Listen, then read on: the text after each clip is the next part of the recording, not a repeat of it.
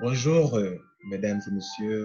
Bonjour, frères, chers frères en Christ, chères sœurs en Christ. Je suis l'évangéliste Lambert Kwesi. Et donc, Dieu a mis un message à mon cœur que j'aimerais partager avec le corps du Christ.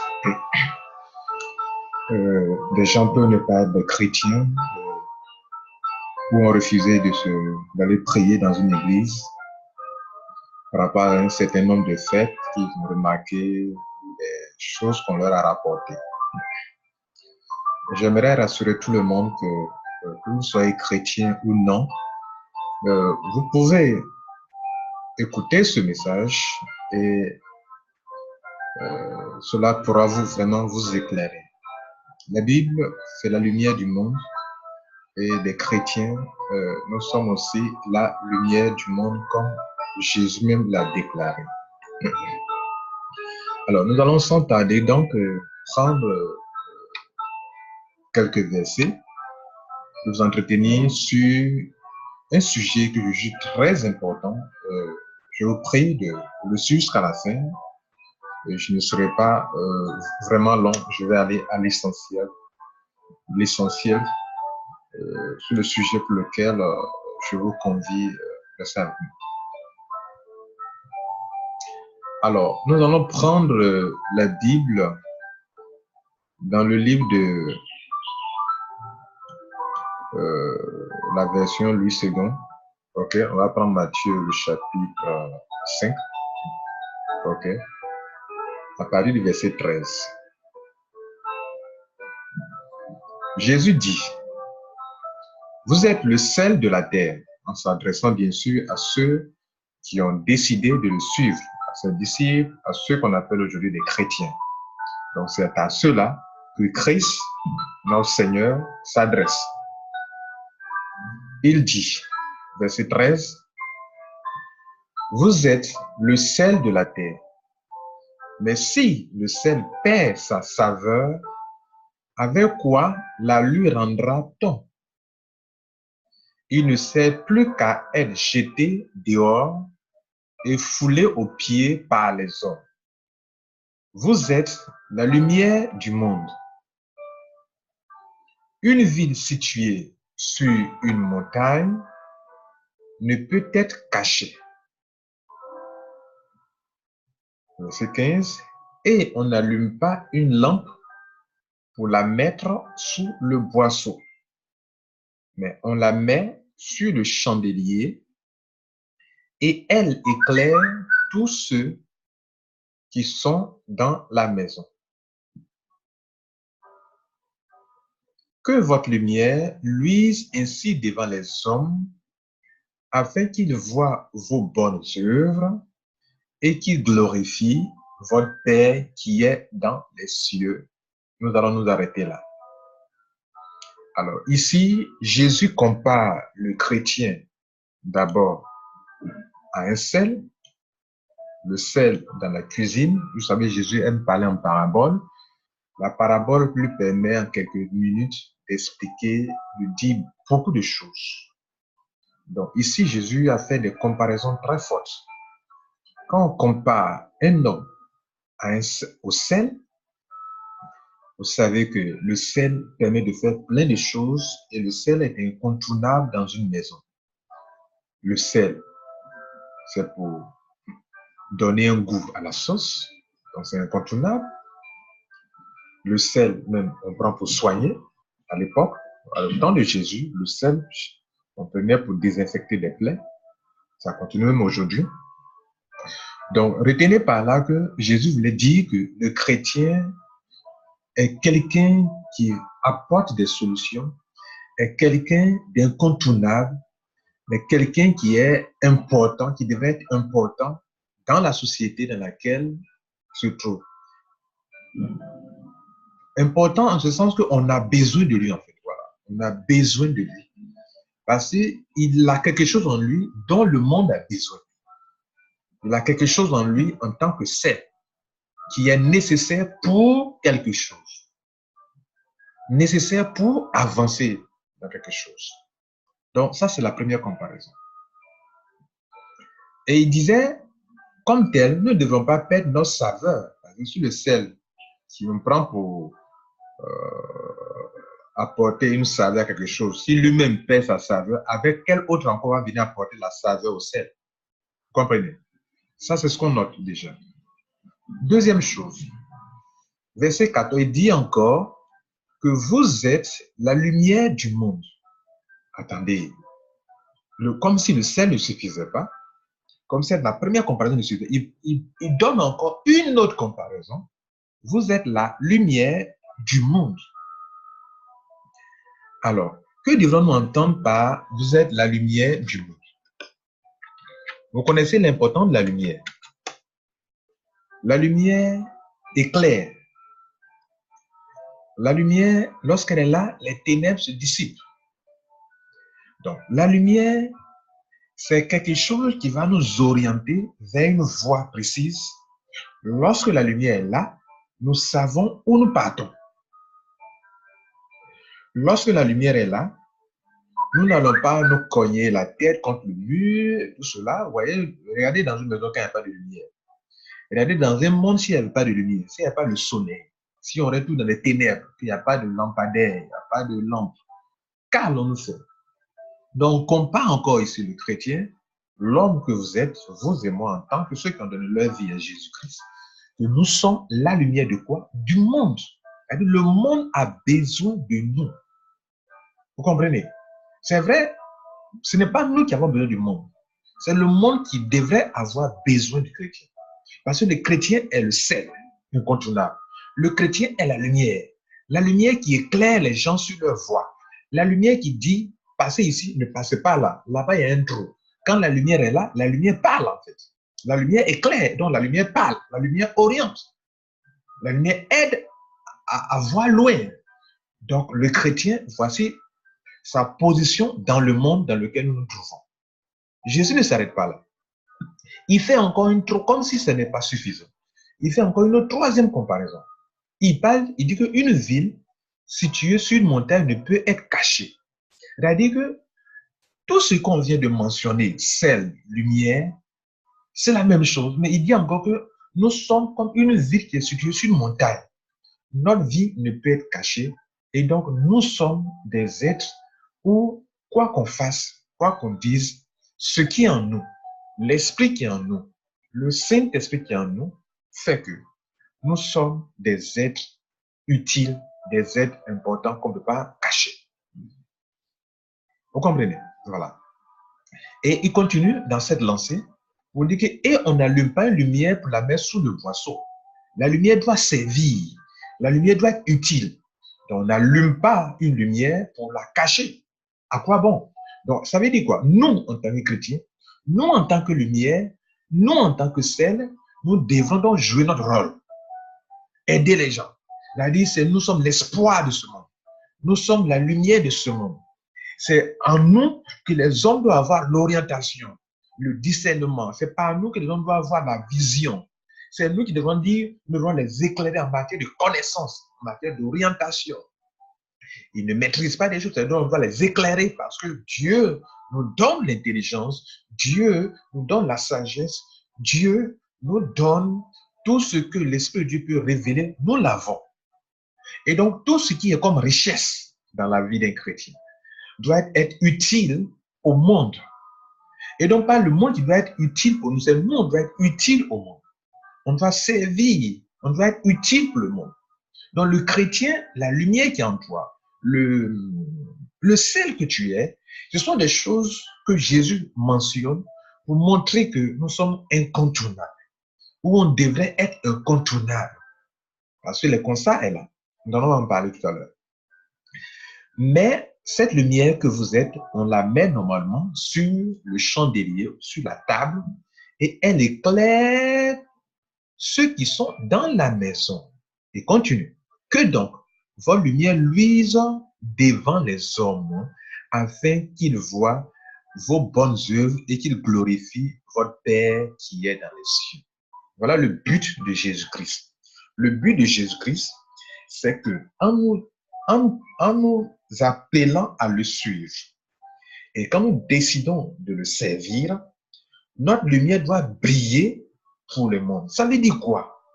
Pourquoi il insiste en début de phrase, il a parlé de lumière, ok, de lumière et de sel, et puis il termine sa phrase par que vous êtes la lumière qui lui devant les hommes, afin qu'ils voient vos bonnes œuvres. Qu'est-ce qu'il appelle bonnes œuvres? Mesdames et messieurs, aujourd'hui, c'est ce que devait être le christianisme. Je ne parle pas de la religion, je parle du christianisme. Parce qu'il y a une grande différence entre le christianisme, qui est un moyen que Dieu donne pour l'atteindre, et puis la religion, qui est un moyen que l'homme se donne lui-même pour dire que bon, tout chemin mène à Rome, donc il se donne tous les chemins pour aller vers Dieu. Non, je parle du christianisme, qui est le chemin que Dieu lui-même donne à l'homme pour dire que c'est pas ce chemin que tu peux m'atteindre. Alors, en tant que tel, que devrait être le christianisme? Regardez un peu aujourd'hui ce que devient l'Église. L'Église, mesdames et messieurs, je suis désolé de le dire, mais l'Église devient comme un lieu où ce ne sont pas les païens qui s'en vont pour chercher une solution, mais où les hommes de Dieu, certaines églises, cherchent à avoir des solutions dans la main des hommes qui vont vers cette église. Je vais vous donner un exemple. Et c'est ce comportement que souvent, dans certaines églises, nous les voyons, et nous devons donc nous décrions cela, pour dire que Jésus veut que c'est nous qui soyons utiles au monde. C'est-à-dire, quand le monde va à l'église, va dans une église, elle doit aller parce qu'elle n'a pas de boulot. Enfin, parce qu'il n'a pas de boulot. Donc, quand il s'en va, c'est pour trouver du travail. Il y va parce qu'il n'a pas la vie. Quand il va, c'est pour trouver la vie. Il y va parce qu'il est pauvre. Quand il va, c'est pour devenir riche. Il y va parce qu'il est malade. Quand il va, c'est pour être guéri. Il y va parce qu'il a faim. Quand il va, il vit dans l'abondance. Il y va parce qu'il n'a pas telle chose. Quand il va, il tout cela. C'est en cela qu'on devient sel. C'est en cela qu'on devient montagne. Une vie sur une montagne qui n'est pas cachée. C'est en cela que la lumière va luire parmi les hommes, va éclairer les hommes, et pour que, en voyant notre bonne œuvre, ils glorifient Dieu. Qu'est-ce que Jésus appelle bonne œuvre? Nos bonnes œuvres, ce sont les guérisons qu'on peut apporter au cœur. Nos bonnes œuvres, ce sont les guérisons qu'on peut apporter au corps des hommes meurtris par la maladie. Nos bonnes œuvres, c'est lorsque quelqu'un n'a pas de travail, qui peut trouver du travail dans l'église. Nos bonnes œuvres, c'est lorsque les gens ont faim, leur âme a faim et que leur âme peut avoir la vie. Notre bonne œuvre, c'est lorsque le cœur, enfin les gens ont faim, la vraie faim, faim de l'estomac, ils ont faim, ils veulent manger, et qu'on peut leur donner à manger dans l'église. Notre bonne œuvre, c'est lorsque les gens sont nus et qu'on peut les habiller dans l'église. Nos bonnes œuvres, c'est lorsque les gens n'ont plus d'espoir et qu'ils vont vers Christ pour avoir l'espoir. Mais pourquoi aujourd'hui c'est l'inverse qui est en train de se passer? Au lieu que le monde aille pour chercher une solution, les églises se créent pour que le monde vienne apporter une solution d'argent, vienne apporter de la nourriture, vienne apporter des habits, que le monde vienne apporter de la manger, que le monde vienne apporter du boulot, que le monde vienne apporter des choses à l'église. Ce n'est pas ça qu'est le christianisme, ce n'est pas ça que Jésus veut. On va voir un verset. On va dans Matthieu, le chapitre 14. OK?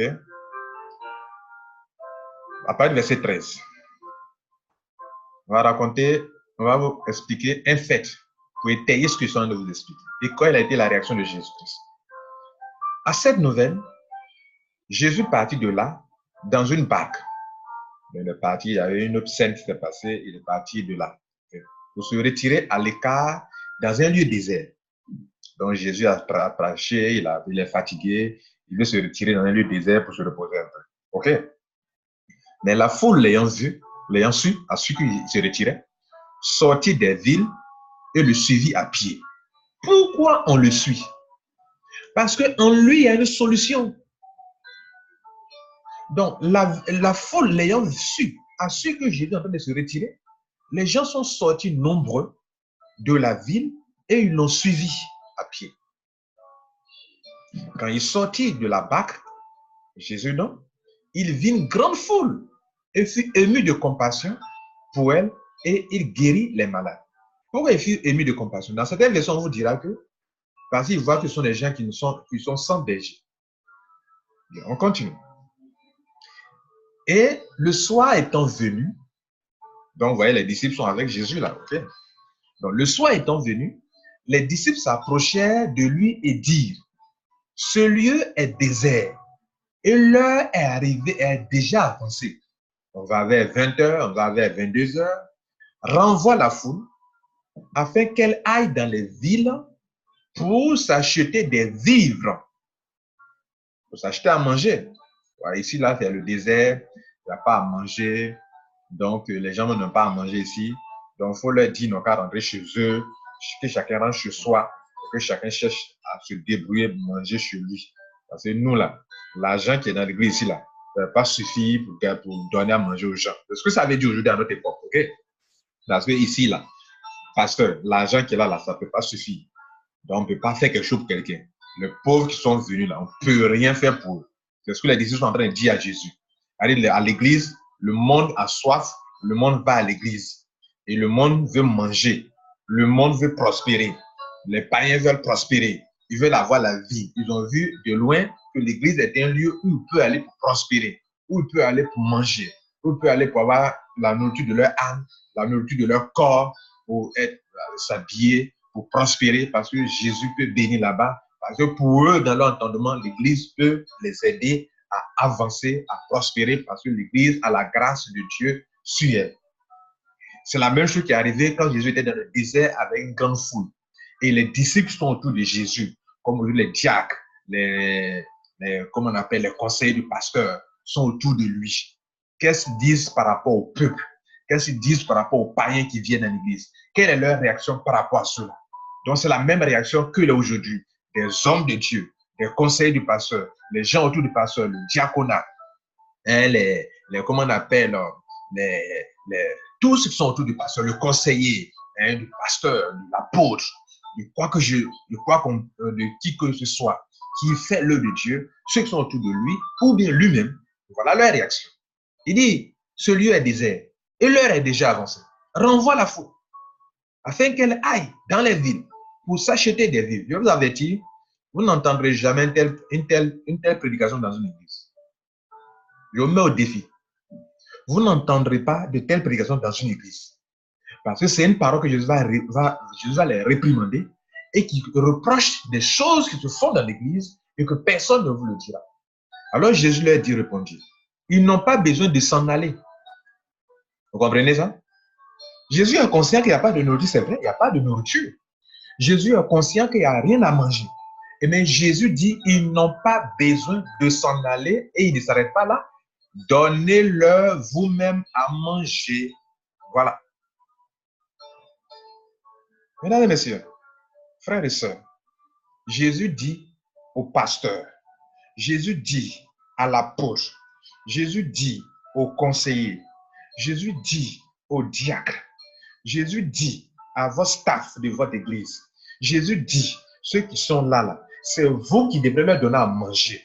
Or, qu'est-ce qu'on constate? C'est l'inverse qu'on est en train de voir. On est en train de voir l'inverse. On veut que ce sont les païens qui quittent pour venir donner à manger. On veut que, parce qu'on a conditionné cela, si tu fais cela, tu es béni. Si tu fais ceci, tu es béni. C'est pas faux. Quand on le fait, Dieu bénit. Mais on n'a pas besoin de le lancer au peuple. Le peuple même sait que quand il fait, Dieu va le bénir. Mais on conditionne la bénédiction dans l'église. Ici, c'est Jésus dit que c'est l'inverse qui devrait se passer. C'est nous, les hommes de Dieu. C'est toi, l'évangéliste. C'est toi, le pasteur. C'est toi, l'ancien. C'est toi, le diacre. C'est toi, l'apôtre, qui devrait donner à manger. Jésus dit ça à ses disciples. Il dit, ils n'ont pas besoin de retourner chez eux. Ils n'ont pas besoin de s'en aller. Si Jésus le dit, il veut dire que lui, Jésus, si les disciples ont croit en lui, ont confiance en lui, il peut susciter, là où il n'y a pas la nourriture peut venir. Si le peuple, le pasteur, l'apôtre, le diacre, les conseillers fléchissent genoux pour dire, Jésus, la foule a faim, on veut que tu donnes à manger, parce que tu nous as dit de ne pas les renvoyer, tu nous as dit de les habiller, tu nous as dit que nous sommes la lumière, tu nous as dit que nous sommes le sel, tu nous as dit que nous sommes tout ce qu'il leur faut, alors donne-nous à manger, donne-nous, on va leur donner à manger. Et que l'Église est consciente de cela et prend sa position, sa place de sel de ce monde, sa place de lumière de ce monde, sa place, Jésus va ouvrir les portes si on a la volonté. Mais c'est devenu l'inverse. On attire dans le monde, dans l'église, on attire les gens pour qu'on vienne payer les dîmes, pour qu'on vienne payer les offrandes, pour qu'on vienne payer ceci. Et on a vu quand on voit sur Facebook, par exemple, on montre des chaussures des hommes de Dieu, la chaussure, le bas est bien plat, hein, mais la chaussure des fidèles, et la semelle est finie, et tout cela, qu'est-ce qu'on veut dire par là? C'est une mauvaise image pour l'église. Et il est temps que les hommes de Dieu changent leur manière et croient à cette, appliquent ce que Jésus dit. Jésus dit, ils n'ont pas besoin de s'en aller. Donnez-leur vous-même à manger. Nous, évangélistes, nous, pasteurs, nous, apôtres, nous, diacres, nous, anciens de l'église, faisons ce qui se doit être fait dans l'église comme Jésus le recommande. Donnez-leur vous-même à manger. Et tout naturellement, la réaction des hommes de Dieu, des évangélistes dans les églises, c'est que nous n'avons ici que 5 pains. Nous n'avons ici que 5 000 francs. Nous n'avons ici que 10 000 francs. Nous n'avons ici que 30 000 francs. Qu'est-ce que peut faire 30 000 francs? Que peut faire 100 000 francs pour tout ce public? Pour tous ces parents qui viennent là? Nous, on ne peut pas les nourrir. L'église n'est pas une prise en charge. L'église n'est pas ceci. On entend cela dans des églises disant VIP. L'église n'est pas cela. C'est choquant pour le corps de Christ. C'est choquant pour le nouveau qui vient. C'est choquant pour celui qui n'a pas compris. Jésus veut dire quoi? Dans une telle situation, on doit faire usage de notre foi pour créer à celui qui donne l'abondance, pour dire, le peuple a faim, donne-nous à manger, et il va créer une situation. Et c'est ce qui s'est passé. Les disciples disent que nous n'avons ici que 5 pains et 5 poissons. Comme toujours, les pasteurs, les évangélistes, les conseils du pasteur, nous on ne peut pas. On ne peut pas. On n'a que 5 000 francs. On n'a que 10 000 francs. On n'a que 30 000 francs. On n'a que 100 000 francs. Qu'est-ce que 100 000 francs peut faire par rapport à tout ce public? Et il dit, apportez-les-moi. Jésus dit, apportez-les-moi. Ça veut dire, on dit quoi? Jésus veut prouver que le peu qu'on a, si on a l'amour du peuple et qu'on veut réellement satisfaire, être lumière, être sel, être la lumière qui éclaire les hommes, être le sel des hommes, et qu'on crée à lui, effectivement, il peut multiplier le pain. Il fit asseoir la foule sur l'herbe, il prit les 5 pains et les 2 poissons, et levant les yeux vers le ciel, il rendit grâce. Dieu, je rends grâce de ce que tu me donnes à manger. Dieu, nous te rendons grâce de ce que l'Église prospère. Dieu, je te rends grâce de ce que nous avons de l'argent. Dieu, je te rends grâce de ce que par toi, nous allons nourrir tout ce public. Parce que tu nous as mis ici, c'est pour ta gloire. Nous voulons que ton nom soit glorifié. Tu as dit que quand nous porterons beaucoup de fruits, c'est-à-dire que ton nom sera glorifié, que nous serons tes disciples. Nous voulons donc que nous te rendons grâce. Donne-nous ce que nous avons besoin. La Bible dit que rendre grâce même, c'est une parole de foi. Tout ce que vous demandez au Père, croyez que vous avez reçu et vous le verrez s'accomplir. C'est ce que les gens, les païens l'utilisent dans un autre contexte pour se créer de la prospérité. Quand ils parlent du secret, le secret, il y a un film même qui est sorti, le secret. Le secret veut dire quoi? Le secret dit que tous les jours, rends grâce, remercie l'univers, tu dis merci à l'univers, tout ce que tu veux, tu fais comme si tu l'as déjà reçu, tu rends grâce, tu rends grâce, tu rends grâce, tu rends grâce. Jésus l'applique. Jésus rend grâce. Jésus rend grâce. Et l'abondance apparaît. Dans ta vie, je te fais une petite parenthèse, tu veux prospérer, rends grâce. Ne te plains pas. Tu as du pain, rends grâce. Quand tu rends grâce, l'abondance descend. L'abondance descend. Tous ceux qui ont dans leur bouche les plaintes ne pourront jamais prospérer dans votre vie. Parce que le Dieu de l'univers, le Dieu suprême, veut qu'on lui rende grâce. Et Jésus l'a fait quand il a rendu grâce et il a rompu les pains et il donna aux disciples qui les distribuèrent à la foule.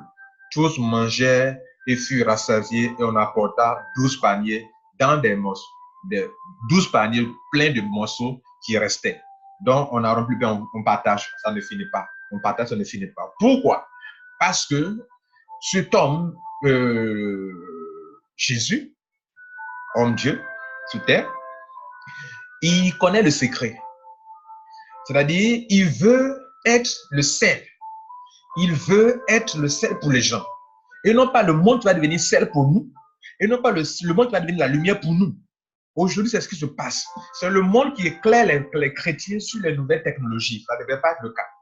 C'est le monde qui éclaire les chrétiens qui sont devenus des ignorants ils ne sont plus lumière, ils n'éclairent pas.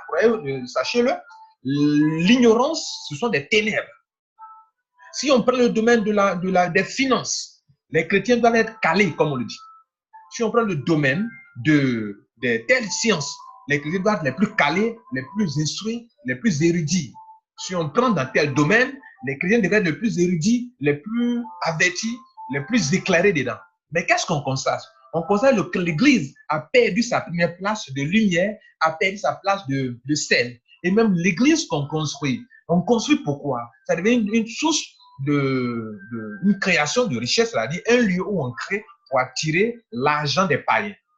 Non, mesdames et messieurs, non, frères et sœurs, l'Église, la véritable Église de Christ, n'a pas été créée pour que les païens viennent déposer de l'argent. Elle a été créée pour que les païens qui sont pauvres viennent y trouver prospérité, viennent y trouver succès, viennent y trouver abondance, viennent trouver nourriture pour leur corps, nourriture pour leur âme, viennent trouver les habits pour leur corps nu, afin que le nom de Dieu soit glorifié dans le ciel, afin que l'Église, le monde voit les bonnes œuvres et qu'ils viennent. Si donc tu es un homme de Dieu, que tu veux bâtir une église, fais l'inverse. Ne fais pas ce que se passe aujourd'hui, où on conditionne la bénédiction des hommes, des chrétiens, par une offrande si tu viens. Bon, qui veut construire une maison? On fait une première offrande d'abord, on a fini d'encaisser. Maintenant, on fait une deuxième offrande où on dit maintenant, qui veut construire une maison? Viens donner 100 000 francs. Qui veut construire une villa? Qui veut avoir un boulot? Il faut venir donner ça. Il faut venir faire ça. Il faut venir faire ça. Et on a fini. Qui maintenant veut voyager?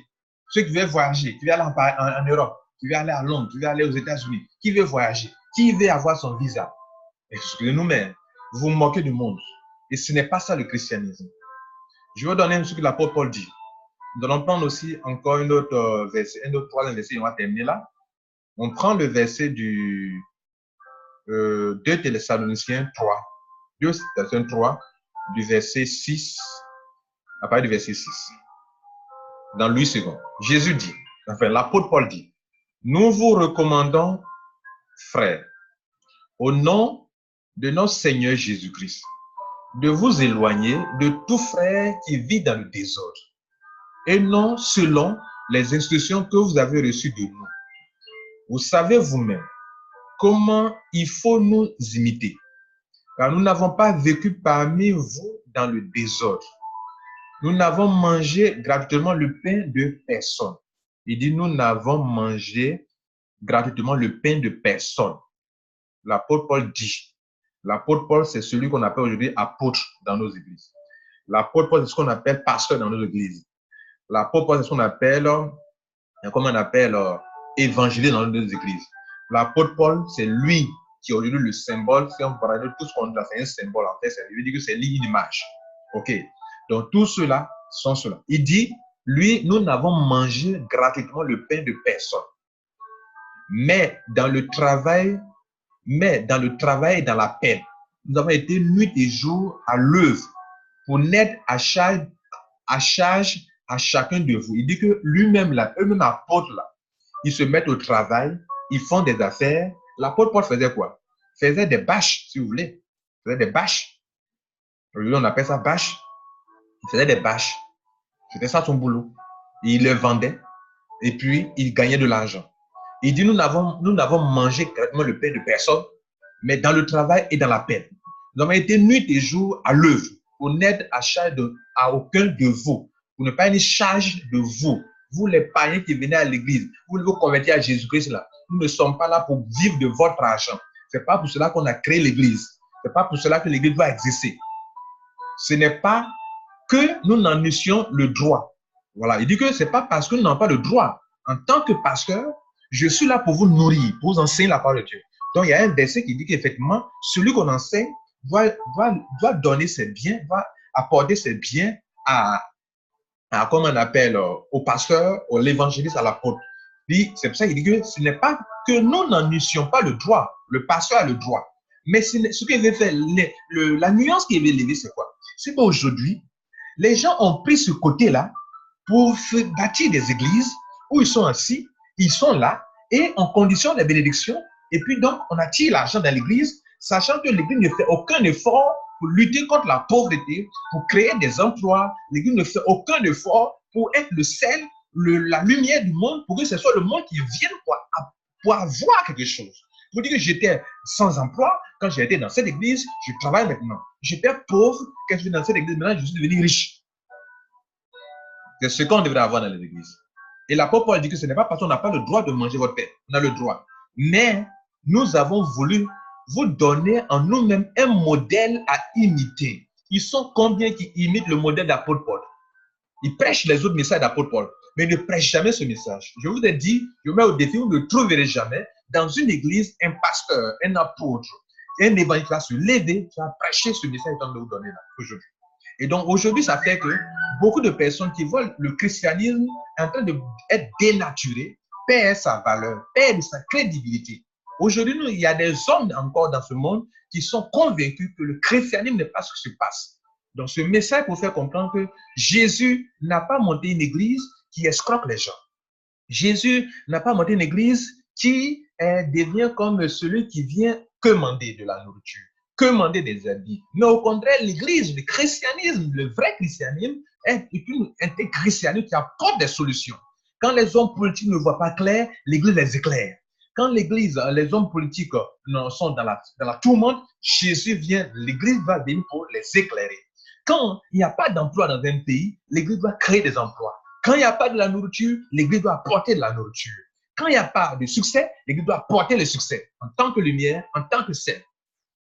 Voilà, mesdames et messieurs, frères et sœurs, le message que je veux vous apporter.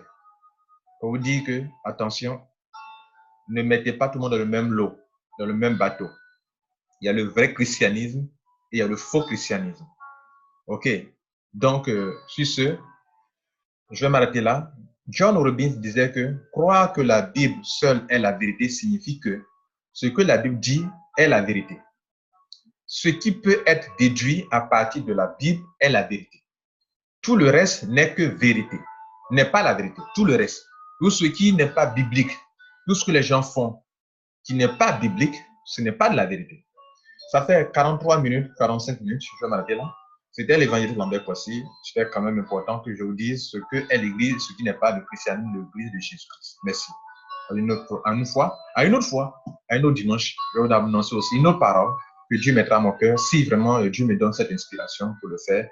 Et que d'ici là, que Dieu bénisse et que Dieu vous garde à mettre pied, à construire avec Christ la véritable église qui est celle et lumière du monde. Merci.